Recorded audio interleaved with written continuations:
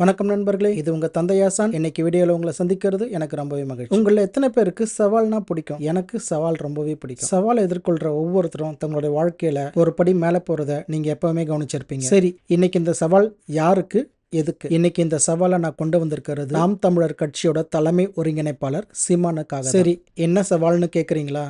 இதோ சொல்ல, நம்ம செந்தமிழன் சீமான் பாத்தீங்கன்னா நம்மளுடைய தமிழக வரலாற அக்கு அக்கா பிரிச்சு வச்சு அருமையா விளக்கம் கொடுக்கிறார். இது எனக்கு ஓரளவுக்கு பிடிச்சிருக்கு. இப்படி வரலாற்றை பத்தி அவர் அதிகமா பேசுறதுனால அவருக்கு வரலாற்றுல இருந்து ஒரு சவாலை நான் கொண்டு வரேன். நம்முடைய வரலாற்று அரசன் ராவணனை பத்தி உங்க எல்லாருக்குமே நல்லா தெரியும். அவர் இலங்கையில ஆட்சி புரிஞ்சிருந்தாலும் அங்க இருந்த தமிழ் மக்களுக்கு தான் அவர் அரசனா இருந்தார். அப்படிப்பட்ட ஒரு நல்ல அரசனுக்கு ஏன் தமிழக மக்கள் வசிக்கிற இடத்துல ஒரு கோவில் இல்ல? கோவில்னு சொன்னா அதை கடவுளுக்கு மட்டும்தான் கட்டணும்னு அவசியம். மக்கள் மத்தியில புனிதரா சிறந்தவரா வாழ்ந்த ஒரு தலைவருக்கு கூட கோவிலை கட்ட. அந்த வகையில பார்க்க போனா நல்ல அரசனாவும் நல்ல மனுஷனாவும் வாழ்ந்த ராவணனுக்கு தமிழக மக்கள் வசிக்கிற இடத்துல ஏன் ஒரு கோவில் இருக்கக்கூடாது? சீமானால இந்த விஷயத்தை யோசிக்க முடியுமா? இந்த சவாலை நான் சீமான் கிட்ட கொண்டு வர, தமிழக மண்ணில் ராவணனுக்கு கோவில் எடுக்க முடியுமா?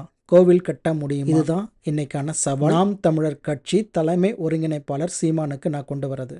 சரி நண்பர்களே, இன்னொரு கேள்வியோட இல்லைனா இன்னொரு சவாலோட இன்னொரு வீடியோவில் நான் உங்களை திரும்பவும் சந்திக்கிறேன். அது வரைக்கும் உங்ககிட்ட இருந்து விடைபெறுறது தந்தையாசான்.